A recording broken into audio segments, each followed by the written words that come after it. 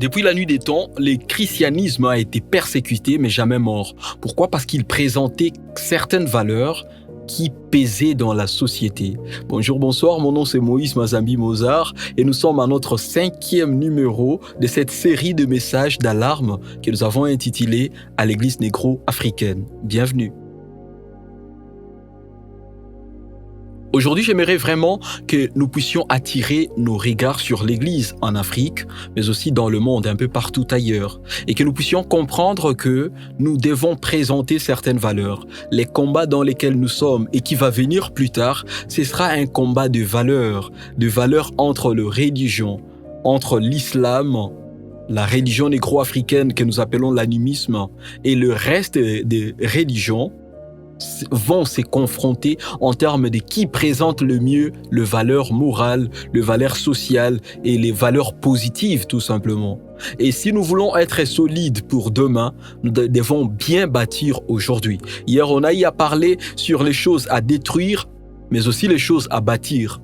Et je pense en tant qu'Église, nous devons commencer par les clergés, entre guillemets, par les sacerdoces, par sanctifier cela.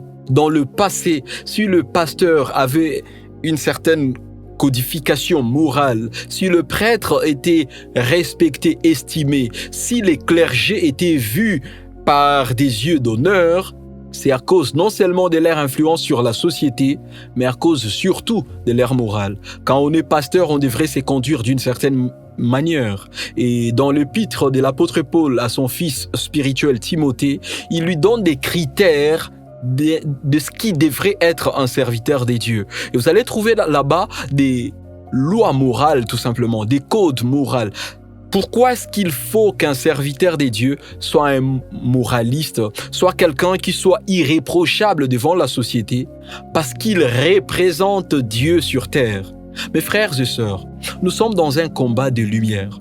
Je vous explique. Au deuxième, ou je ne sais plus, ça doit être le 3e numéro, nous avons eu à parler de la lumière. Nous sommes la lumière du monde, dit la Bible. Et quand on parle des lumières, dans Genèse, Dieu créa les cieux et la terre. Il a placé des luminaires dans l'espace céleste et puis il les a placés pour présider. Le soleil pour présider les jours et la lune et les étoiles pour présider la nuit. Nous devons symboliser ici la nuit comme étant la période après le départ de Jésus. Après qu'il soit parti au ciel. Lui, il était le soleil. Il a éclairé lui-même sur terre, mais il est parti. Maintenant, il nous a laissé, nous, la lune, afin que nous puissions éclairer pendant ces temps. Ce ne sont que des figures que je suis en train de présenter. Alors, lui étant notre source de lumière, il nous renvoie la vie, il nous renvoie la puissance, il nous renvoie les vertus de l'esprit, il nous renvoie toutes ces choses qui traversent par nous pour atteindre le monde. L'une des raisons pour lesquelles les croyants, après sa conversion, il ne doit pas aller tout de suite au ciel, il ne doit pas mourir tout de suite, c'est parce qu'il a encore une mission sur terre. Et la mission principale, c'est celle de faire de toutes les nations les disciples. Nous ne les faisons pas forcément par la prédication. D'ailleurs, dans la conception de l'Église, selon l'apôtre Paul, les 5 ministères ne sont pas là pour évangéliser. Non, mais ils sont là pour le perfectionnement des saints. Le saint, c'est qui? Les saints, ce sont des charpentiers. Les saints, ce sont des motards. Les saints, ce sont des gouverneurs, le ministre, les députés, le militaire. Tous ceux-là qui sont dans le domaine de la société, mais qui ne sont pas forcément appelés aux 5 ministères. C'est eux maintenant qui doivent illuminer le monde.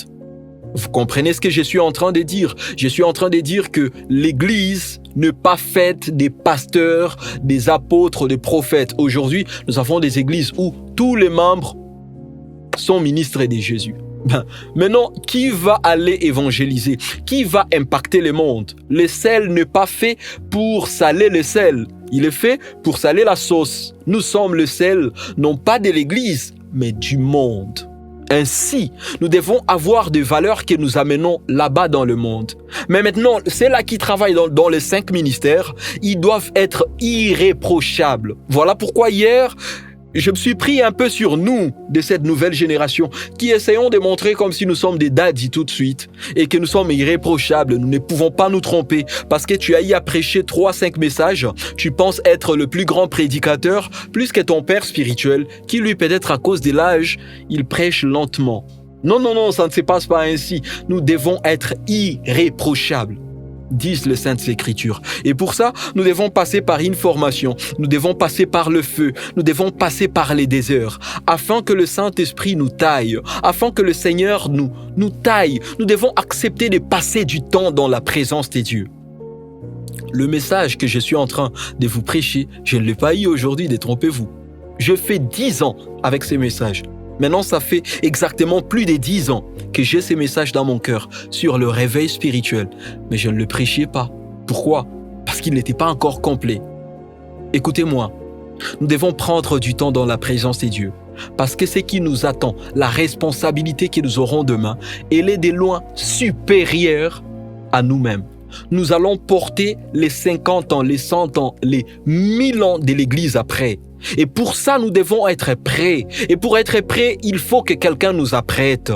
Nous devons être prêts par rapport à l'impudicité, par rapport à la convoitise, par rapport à l'amour de l'argent, par rapport à la manipulation. Nous devons être prêts à confronter toutes ces choses. Parce que oui, quand tu seras élevé demain, quand ce sera toi la lune de ta ville, de ta nation et du continent et du monde, frère, tu seras convoité, tu seras vu partout. Maintenant, écoutez, l'Église doit se préparer dans ces domaines-là. Mais aussi, je parle ici des 5 ministères, mais les 5 ministères doivent travailler pour le perfectionnement des saints. Le but du ministre de Jésus-Christ doit être la croissance, la maturité, selon le domaine de son appel, selon son ministère, de l'Église, du croyant, de celui qui vient à l'Église et qui va percer les domaines sociétals. Et nous sommes dans un continent pauvre, un continent en lambeaux, un continent déchiré, un continent où une ethnie est capable de prendre des armes pour s'élever contre une autre ethnie.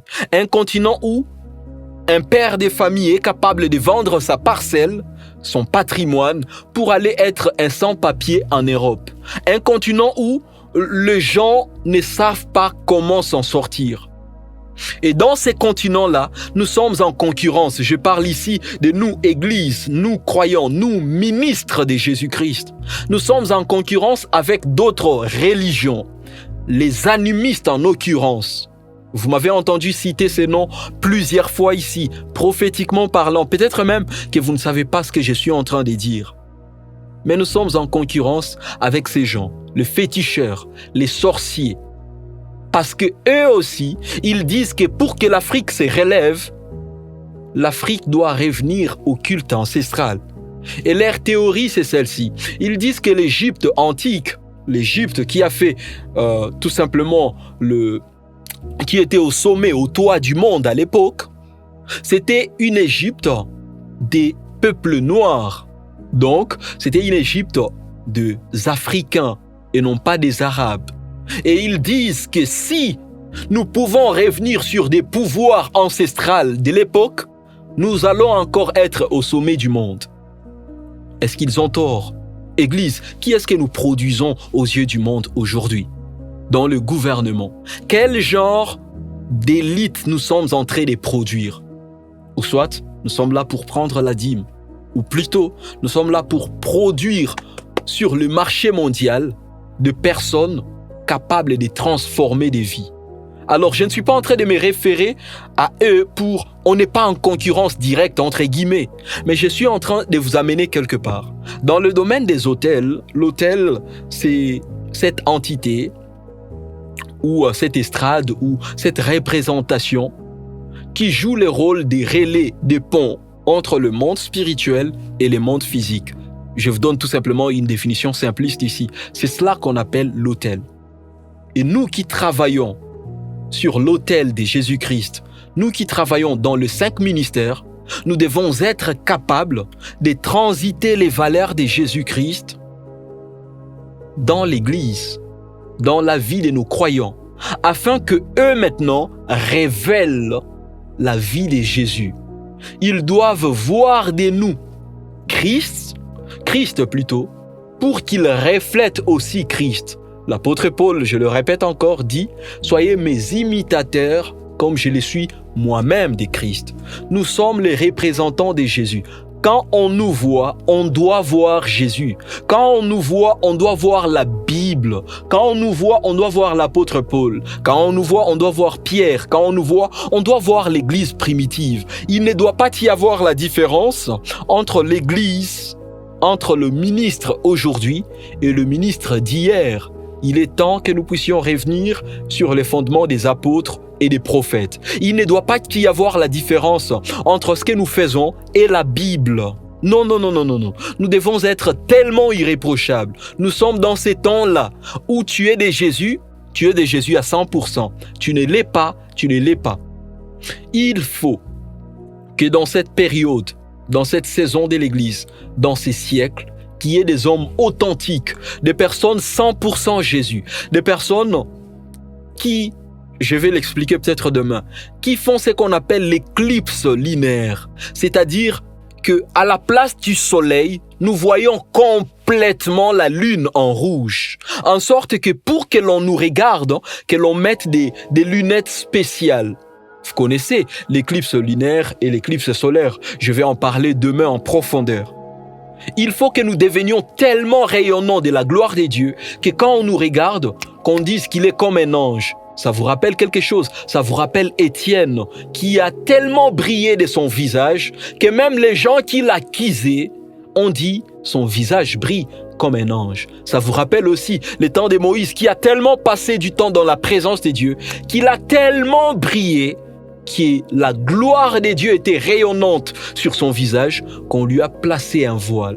Nous devons être ces personnes-là qui, quand on nous voit, on voit directement Jésus. Il est plus que temps que nous puissions nous consacrer à 100%. Il est plus que temps que nous puissions être 100% Jésus-Christ. Au fait, quand on nous voit, que l'on voit la Bible, quand quelqu'un te voit, avant même que tu ne prêches, my God, qu'il ressente Jésus, qu'il ressente la présence de Dieu, que tu dégages tellement la présence de Dieu. Dans l'histoire du réveil de l'Église, il y a eu des hommes comme le Père Nash, comme le Charles Finet, des hommes qui, à leur passage, les gens se convertissaient alors qu'il n'a pas encore prêché. Dans l'histoire de l'Église, il y a eu Pierre le jour de la Pentecôte, qui, avec une prédication qui ne prend pas 3 versets bibliques, où il récite seulement le passage de Joël, 5000 personnes, sans compter les femmes, 5000 hommes se sont convertis. Aujourd'hui, nous prêchons tellement des sermons sans convertir personne. Que Dieu nous aide. Nous sommes dans ces temps-là où nous devons être des autels vivants. Come on, quelqu'un est en train de me comprendre. L'autel brille. Et pour que la lune puisse briller jusqu'au point de se faire transpercer par les rayons solaires, c'est que la lune doit accepter de briller. Qui dit briller, dit brûlure, brûler. Frères et sœurs, nous sommes dans ces temps où le pasteur de Jésus doit se distinguer des faux pasteurs. Parce qu'il y en a tellement de faux pasteurs. Nous sommes dans ces temps où le vrai chrétien, ma sœur, tu conduis la louange à l'église. Il y a tellement de jeunes sœurs qui chantent bien, mais qui les samedis, avant de venir au culte, étaient en boîte de nuit, étaient dans des hôtels, dans la fornication. Il faut qu'il y ait dans cette saison des jeunes filles pures qui se consacrent sur l'autel, qui elles-mêmes deviennent des autels vivantes. Quand tu la vois, tu vois Jésus. Où sont les Catherine Kuhlman de notre temps? Où sont les Charles Finet? Où sont ces gens qui ont eu à bouleverser l'Église en sorte que la nation bouge? Église négro-africaine, tu dois revenir sur les fondements des apôtres. Pourquoi? Parce que sans les savoir, tu es en concurrence avec les animistes.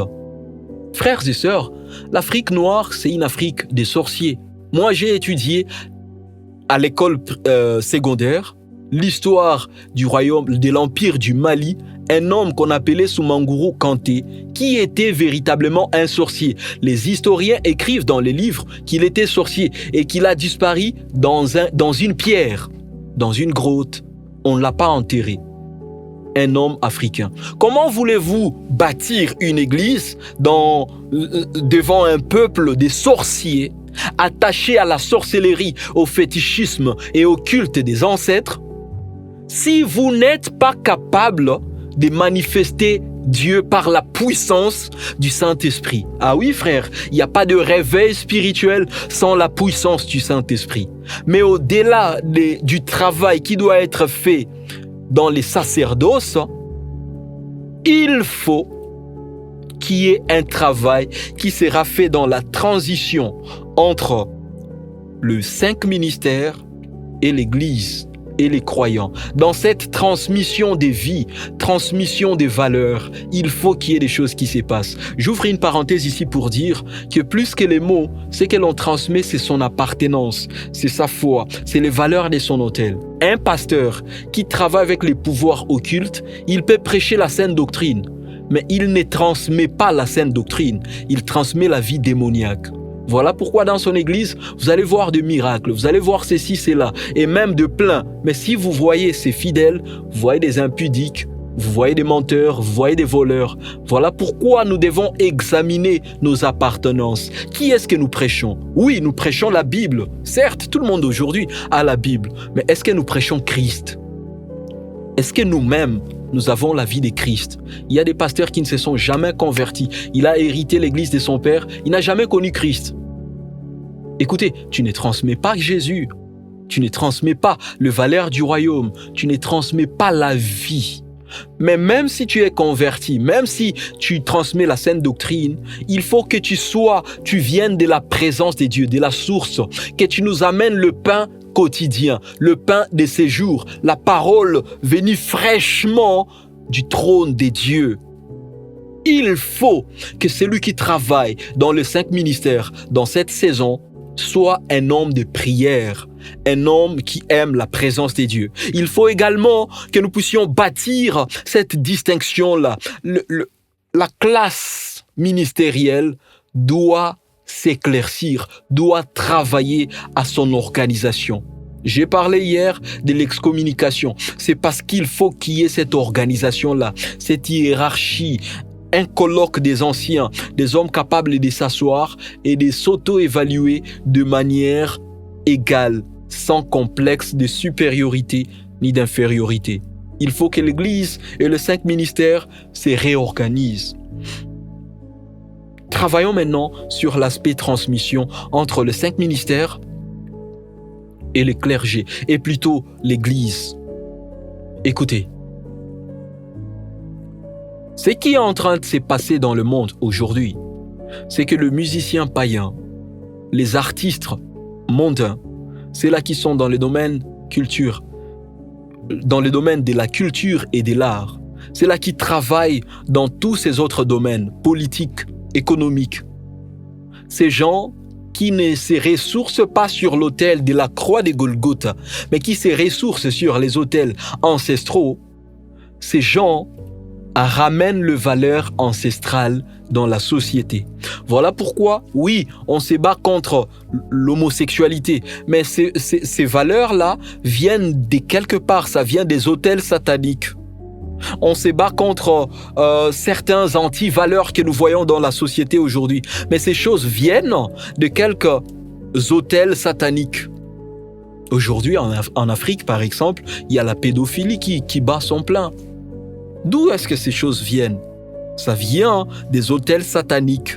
J'ai suivi un documentaire d'une dame musicienne mondaine qui est déjà morte, congolaise, je ne vais pas citer son nom ici, mais à la RTNC, les journalistes qui parlaient de ce qui était son héritage musical. Il a dit que cette dame-là nous a laissé la danse Mutuashi. Et puis il a expliqué que la danse Mutuashi, c'est la danse des sorcières au Kasaï. Le Kasaï, c'est l'une des provinces en République démocratique du Congo. Et les Kasaïens, c'est une ethnie, un groupe ethnique. Il a dit que cette danse qui aujourd'hui est dansée par les chrétiens, adoptée comme étant une culture chrétienne, malheureusement, c'est une danse des sorcières au Kasaï qui faisaient des danses afin de séduire leur maître. Et voilà pourquoi cette dame, quand elle dansait, effectivement, elle bougeait tellement la hanche. Et soit dit en passant, entre guillemets ici, j'ouvre pour vous le dire, dans toutes les cultures négro-africaines, la danse qui bouge la hanche, elle est fréquente. Parce qu'elle tire ses bases dans la sorcellerie, dans la séduction sorcellérique. Oh, je vais y arriver. Je te comprends, toi qui es en train d'examiner dans ta tête et qui dit, donc selon les frères, tout ce qui est africain est sorcier. On va y arriver, n'est-ce pas? On y va mollo. Et là, on est en train vraiment de finir, donc on va toucher les points qu'il faut. En parlant de ces documentaires de cette dame dont j'ai jeté les noms, elle a amené cette danse dans l'échiquier mondial des présidents. L'inviter, notamment en Côte d'Ivoire, elle a été invitée dans un colloque des chefs d'État pour qu'elle vienne danser devant eux. Pensez-vous que c'est anodin? Pensez-vous que c'est seulement la danse? Non, elle transmet le pouvoir occulte. Elle transmet la séduction aux gens qui viennent. Elle transmet certaines valeurs sataniques. Voilà pourquoi il y a certains concerts, après que tu sois passé là-bas, tu dois avoir des céphalées. Tu dois avoir envie d'aller rencontrer des prostituées. Tu as envie de te masturber. Tu as reçu au-delà des danses. Tu as reçu au-delà des phrases. Oh, la chanson, elle est douce. J'aime des mélodies douces quand je dors. Frère, tu ne sais pas ce qui se transmet derrière. Il y a des esprits qui se transmettent. Et dans un monde comme ça, dans un continent comme ça, où on transmet des esprits par des danses. Aujourd'hui, il y a un musicien mondain qui a transmis aussi la danse Ekonda. Je ne vais pas citer ce que ce musicien fait, mais il a tiré ça d'une certaine culture sorcellérique. Et la question ici, qu'est-ce qu'il faut prendre de la culture africaine et qu'est-ce qu'il faut laisser? Oui, avant-hier, j'ai eu à dire que nous ne devons pas copier tout ce qui est européen, à juste titre, notamment l'impérialisme, notamment la légèreté dans la pudeur, notamment toutes ces choses que nous avons eu à citer. Mais aussi dans la culture négro-africaine, il y a des choses à ne pas prendre. Quoi prendre et quoi ne pas prendre? Mes frères et sœurs, il faut qu'il y ait une nouvelle race des Africains, des nouveaux pères de la culture négro-africaine. Nous parlons aujourd'hui de la culture judéo-chrétienne. Judéo comme étant juif, chrétien comme étant européen, entre guillemets, parce que le christianisme à un certain moment a pris la connotation du continent européen. Mais notre culture, c'est celle de Jésus. Notre culture, c'est celle de Jésus. Notre culture, c'est la Bible. Notre culture, c'est la parole de Dieu. Ce que la parole de Dieu nous interdit de faire, on ne le fait pas. Ce que la parole de Dieu nous dit de faire, on le fait. Et plus tu es diamétralement orienté au rayon solaire, toi qui es la lune, tu comprends ce que je veux dire. Plus tu reçois de Christ la vie, plus certaines choses culturelles deviennent lourdes chez toi. Plus tu es transformé, plus tu es mort en toi-même, plus tu es bougé par la puissance de la parole de Dieu et du Saint-Esprit, plus certaines choses culturelles, tu les abandonnes. Aujourd'hui, nous avons des danses païennes que nous amenons à l'église. Soit disant que, voilà, quand on est adolescent, on doit voir certaines danses. Je suis contre ces choses-là, c'est païen. Pourquoi est-ce qu'on veut amener le fait étranger dans l'église? Ne sommes-nous pas assez inspirés, assez puissants et géants, grands, impactants pour créer nous-mêmes nos danses, pour créer nous-mêmes notre style musical, pour créer nous-mêmes nos musiques, nos chansons? Ne sommes-nous pas assez grands pour innover? Il faut qu'il y ait de pairs dans la musique, de pairs dans la société, le père dans le domaine des dessins, de pairs dans le domaine politique, des personnes qui vont inaugurer des choses selon les modèles de Christ. Selon vous, d'où est-ce que Elon Musk nous amène toutes ces inventions? Seulement dans son cerveau? Je ne crois pas.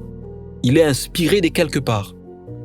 N'avons-nous pas assez de chrétiens intelligents, des génies, capables d'être inspirés par le Saint-Esprit? Où sont partis le Bétzalel? Des personnes oint par le Saint-Esprit pour innover. Savez-vous que l'Arche d'Alliance était une innovation? Où sont parties ces personnes capables d'innover des réseaux sociaux? En Chine, ils ont leurs réseaux sociaux. Au-delà des TikTok, au-delà de Facebook, ils ont leurs réseaux sociaux cadrés par eux, contrôlés par eux. Oui, il faut que l'Église innove et impacte le monde, même dans les domaines technologiques. Mais nous avons une particularité. Je vais vous parler de ça demain. Le fait que nous sommes capables de convertir quelque chose qui était mauvais en bien.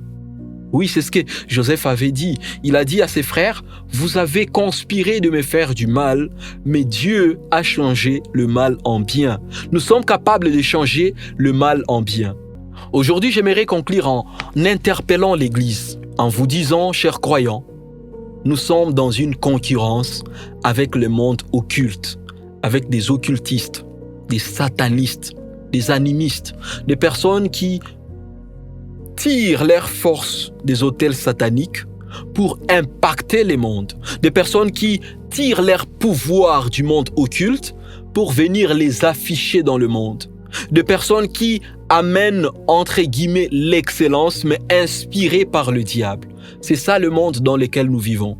Et si nous ne cherchons pas Dieu suffisamment, si nous ne sommes pas capables de produire aussi des hommes et des femmes qui peut-être ils sont dans la mécanique, peut-être qu'ils sont dans la technologie, peut-être qu'ils sont dans la politique, peut-être qu'ils sont dans l'entrepreneuriat, mais qui eux-mêmes, dans leur domaine, de la même manière que le pasteur cherche la face de Dieu les samedis pour venir prêcher les dimanches, et aussi ils sont capables d'aller chercher la face de Dieu pour venir présenter un projet.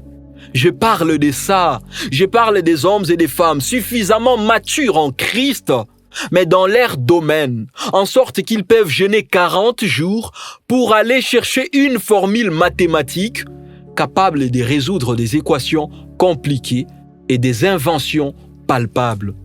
Je parle des hommes et des femmes capables de produire des fruits dignes de la repentance. Le fruit digne de la repentance, c'est le fruit du Saint-Esprit. Mais ces fruits-là n'auront jamais de valeur si nous ne prenons pas le temps d'aller chercher la face de Dieu. Je prie de tout mon cœur que nous puissions être capables, nous, enfants de Dieu, dans notre domaine, d'être tellement inspirés par le Saint-Esprit et d'impacter le monde. Des hommes et des femmes tellement remplis du Saint-Esprit, mais dans leur domaine, dans la photographie. Et ici, je salue mon caméraman, Monsieur Dauphin, et la prise de son par Manix, et même le Shine Record qui m'a aidé à faire cette prise de son. Je prie que vous puissiez être capable de chercher tellement Dieu que Shine Record sera un nom qui sera affiché dans l'échiquier mondial. C'est possible. Là où eux, ils partent dans la franc-maçonnerie, là où eux, ils ont des chambres noires, nous devons avoir nos chambres blanches, là où nous cherchons la face de Dieu, mais dans nos domaines. Nous devons être capables, au-delà de ce que nous faisons, au-delà de tout ce que nous manipulons comme technologie, comme technique, avoir une dose de spiritualité. Nous-mêmes, non pas qu'un prophète prie pour nous, mais que nous-mêmes, nous puissions chercher la face de Dieu et qu'il y ait une onction particulière dans ce que nous faisons, de sorte que nous allons concurrencer le monde. Oui, mes frères et sœurs, parce que les chrétiens présentent très peu dans le marché de valeurs mondiales. Oui, nous sommes la lumière du monde et nous devons présider le monde. Les luminaires ont été placés pour présider. Quand je parle de présider, je parle du leadership. Et le leadership chrétien doit être revu. Église négro-africaine, tu dois bâtir un leadership qui produit des leaders, mais chacun dans son couloir, chacun dans son modèle, selon le modèle de Christ. Sans oublier surtout que nous sommes en mission, chacun est en mission. De la même manière que le pasteur est missionnaire devant ses brebis, de cette même manière, un photographe est missionnaire devant ses clients. De cette même manière, un manager est missionnaire dans ses son domaine de management. De cette même manière, un professeur est missionnaire à l'université. De cette même manière, un médecin est missionnaire devant les autres médecins et devant ses malades. De cette même manière, un politicien est missionnaire dans les conseils de ministres et même dans sa société. En tout cas, nous sommes dans ces temps-là où l'Église doit prendre ses responsabilités en Afrique et l'Église doit jouer le rôle de la lumière négro-africaine. L'Église doit se surpasser, apporter tellement la barre très haute en sorte que les catcheurs vont chômer. Il y a quelque temps, lors du réveil spirituel du passé, les catcheurs ne travaillaient pas. Oui, c'était très difficile de voir quelque part où on écrit « Ici, il y a un féticheur ». Mais aujourd'hui, nous avons des féticheurs à la télé. Nous avons des féticheurs qui mettent des affiches. Il y a quelque temps, les écancars ne pouvaient pas faire des affiches, mais aujourd'hui, ils font des affiches. Ils disent aussi qu'ils ont des thèmes, ils ont des invités, des blancs qui viennent enseigner en Afrique, mais l'écancarisme. Chère Église, tu es menacée par une religion dite négro-africaine. Mais tu dois prendre tes responsabilités, tu dois relever la tête. Et moi, je vais croire que le Saint-Esprit est en train de préparer une génération nouvelle qui va bouleverser le monde. Une génération nouvelle qui va changer les choses en Afrique. Ma prière pour toi, si tu fais partie de cette génération et que tu découvres ton domaine, ton rayon d'action, que tu découvres les secrets de la chambre haute, malgré ton domaine d'action. Peu importe les domaines dans lesquels tu es appelé, tu dois avoir une chambre haute. La différence entre nous et les païens, c'est que eux, malgré qu'ils sont intelligents, malgré qu'ils travaillent, ils ont eux-mêmes leur chambre noire. Nous voulons que le pasteur prie pour nous. Non, ça doit être révolu cette étape-là. Tu dois prier pour toi-même au-delà de la prière que le pasteur doit faire pour toi. Cher pasteur, tes concurrents, ce sont des féticheurs, des personnes qui travaillent sur des autels sataniques. Tu dois être conscient du fait que le fait de dire Alléluia, Amen ne suffit pas. Oui, tu ne peux plus faire 365 jours sans avoir pris un temps dans la présence de Dieu. Parce que tu dois être investi tellement de la puissance du Saint-Esprit pour bouleverser les choses dans cette génération. Nous aurons aussi à parler plus tard des autels négro-africains qu'il faut désactiver. Parce que les grands mâles de l'Afrique, selon mon regard, ce sont des autels négro-africains qui n'ont jamais été désactivés et qui travaillent année après année, saison après saison. L'Église semble recommencer au début. Il y a comme un temps où nous semblons grandir et puis nous retombons encore. Quelque chose est en train de freiner la croissance de l'Afrique. Pourquoi? Oui, parce que dans ces choses de Dieu, si tu n'y es pas entré à 100%, les choses de Dieu vont devenir pour toi une épine. Ah oui, une épine. Il vaut mieux ne pas emboîter les pas du christianisme si tu ne vas pas y entrer à 100%, parce qu'il existe une réalité dite des réclamations des autels. Et moi, je crois que l'Église négro-africaine ne s'est jamais convertie à 100%. Il est plus que temps que nous puissions entrer dans cette conversion.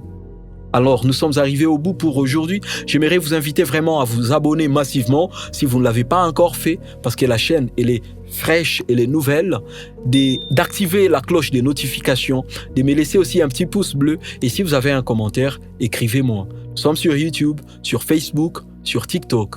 Acré TV, acteur des réveils sur Facebook, mais aussi Acré sur TikTok. Pour très bientôt, ciao.